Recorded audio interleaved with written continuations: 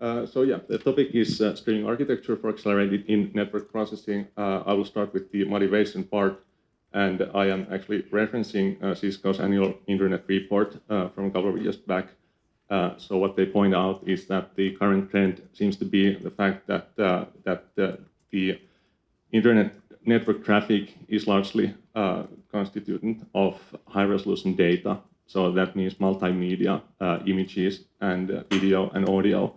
And obviously, it's a challenge in terms of scalability of the internet in the future. And then, as we was mentioned in the previous talk, contrasting to centralized solutions such as cloud computing, there's this emerging domain called edge and fog computing. Actually, the idea is quite old already, but it's experiencing quite active research quite at the moment. And the idea is obviously that we take these chips and we move them close to the data. So that would mean the edge of the network and not a centralized cloud data center. But then the question is that where do you locate the compute hardware? Because obviously if you have high performance compute devices and you locate them in a place where there are not actually a lot of data, then chances are that these chips will go underutilized quite a lot. So then other questions that have been pointed about this from business point of view is that, as I pointed out, what if the user moves to a location where there's not these chips nearby available to them? Can it affect the quality of the service? And then also, do we expect that each of the user has the latest and greatest mobile devices that are capable of running these computations? And even so, when we adapt new technologies, so, or do we just say that unless you have the latest mobile phone, you are not able to participate in federated learning, for instance?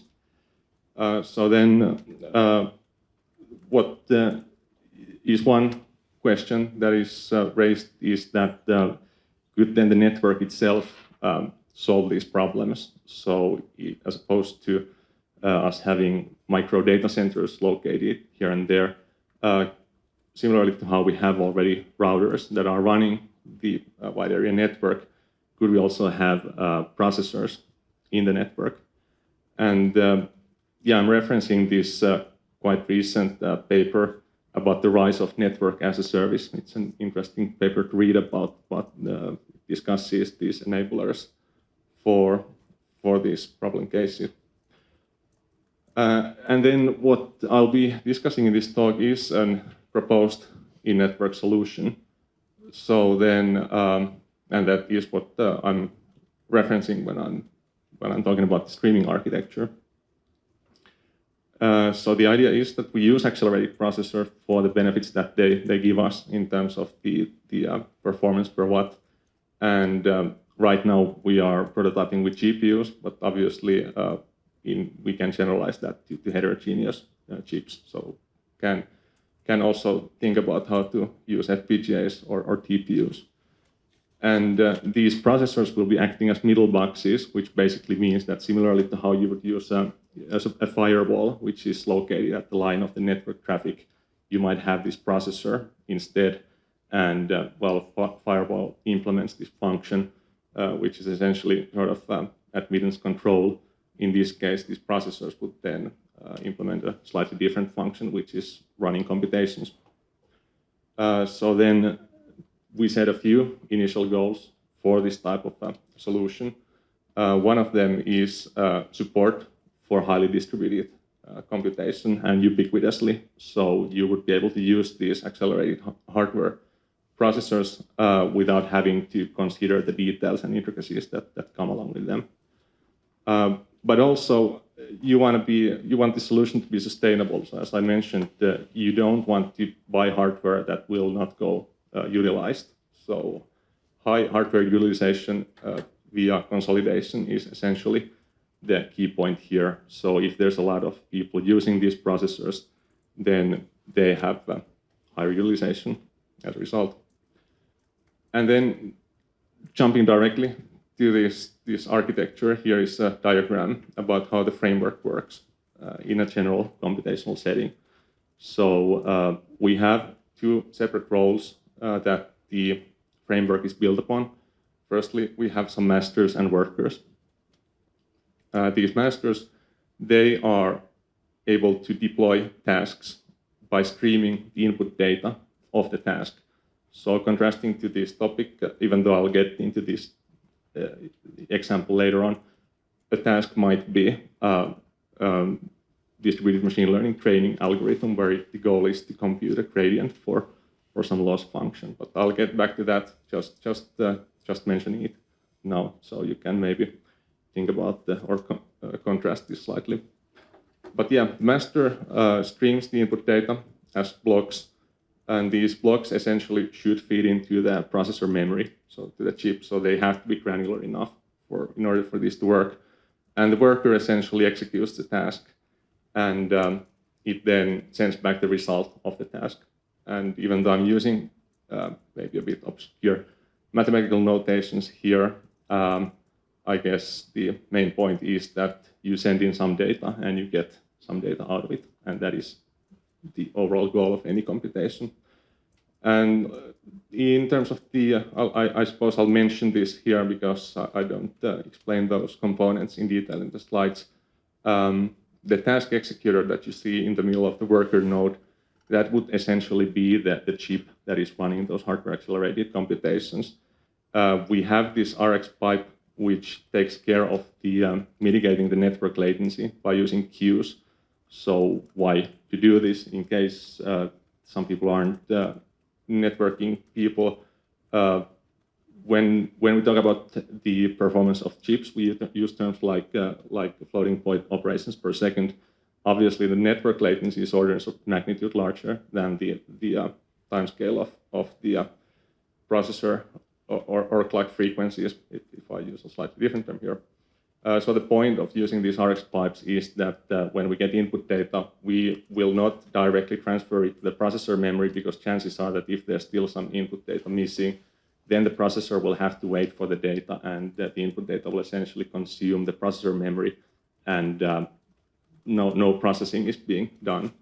So that's why the overall goal of this RX pipe is to ensure that whenever we transfer data that is already in the node, when we transfer that to the processor, it is done optimally, not to waste any unnecessary resources.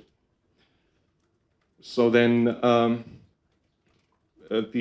what this architecture does is that it enables this offloading support for computations. And what offloading means, obviously, in case you don't know it, it's as you might guess, someone can use the network to run computations and get that burden out of the device that actually is benefiting from the computation.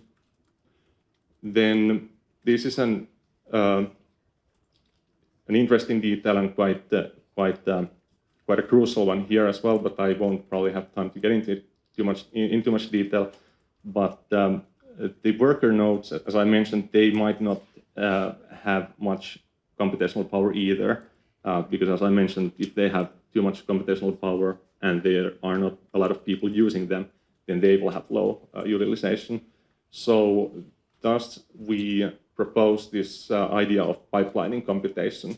So the workers can do what masters are doing in this architecture, which is that they will also send some of the input data to a next worker node, which will then proceed the computation. And we call this idea of chains of computation in different nodes pipeline, and it's a fairly common term in distributed computation community. And either these pipelines will entirely be resolved in the network, which means that the data will never actually reach a central server for processing, or if there is one nearby, then ultimately the rest of the computation can be offloaded to the cloud. So in that sense, we aren't opinionated about this.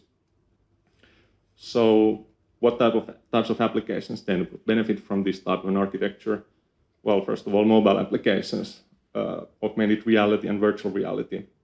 They benefit from low latency, and particularly the latter types of applications use image data, which is high resolution. So again, if you want to use those devices at any location, this is one proposed solution for doing that. Additionally, IoT devices for instance, sensing devices, and they produce data, but generally don't process it a lot. So generally, IoT devices are connected to a cloud server, and again, the data is collected in a central fashion for processing. So then we would not have to do it, and we might be able to reduce some of the network load as a result. So that is one potential use case as well.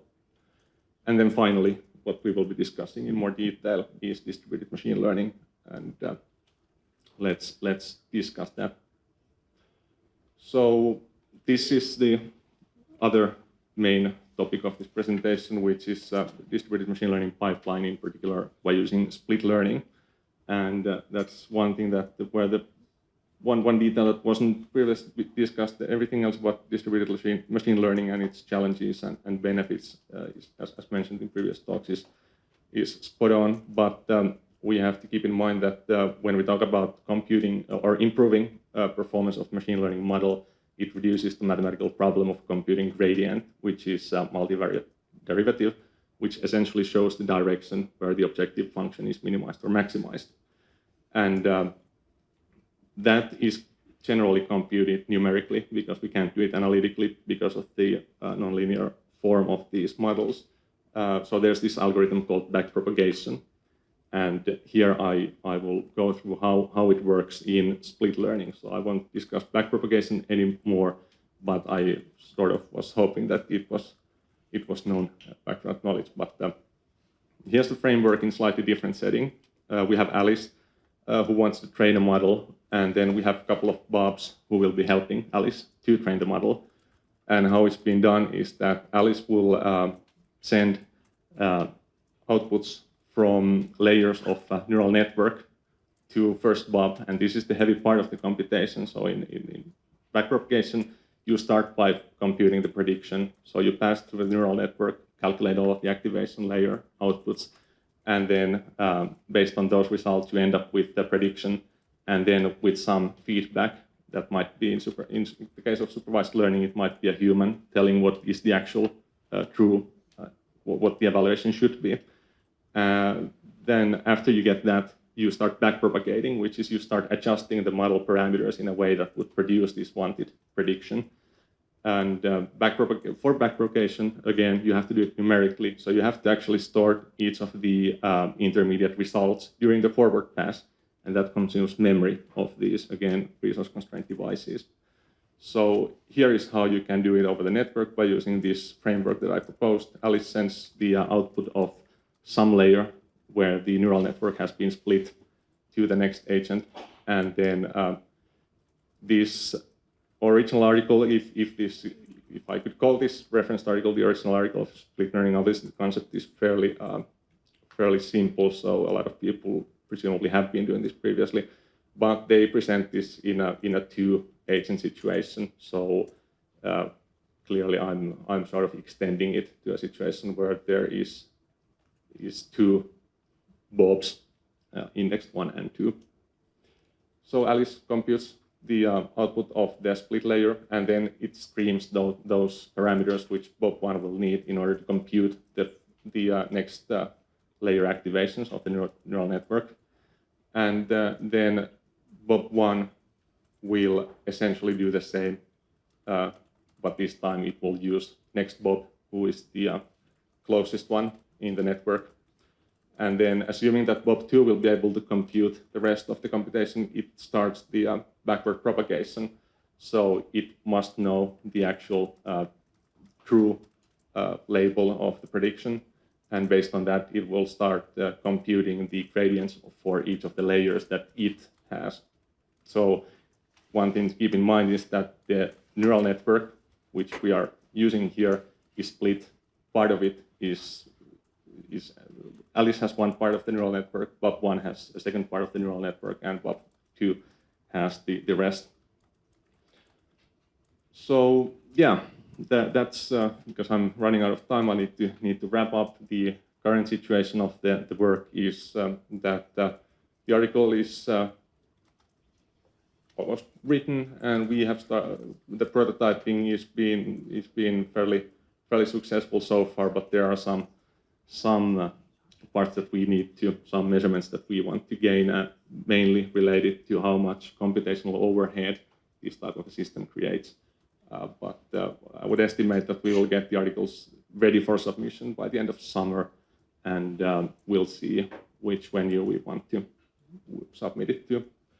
And then, depending on the results that we gain and how the research community sees these results, there may be continuation articles. Some that we have envisioned so far is that how we can further use techniques available in 5G and in future mobile networks to further improve the energy efficiency and overall benefits of this architecture. Also, I did not intentionally discuss this, but there are privacy implications in a lot of these applications in case they use data from real live people. And obviously, when we don't gather the raw data to a cloud server, a lot of people hope that it will improve the privacy, but it's not sort of guaranteed with more detailed mathematical analysis. And then maybe we just use a framework for other research. That's another option, of course. But yeah, thanks for the attention, and we'll move to the next slide.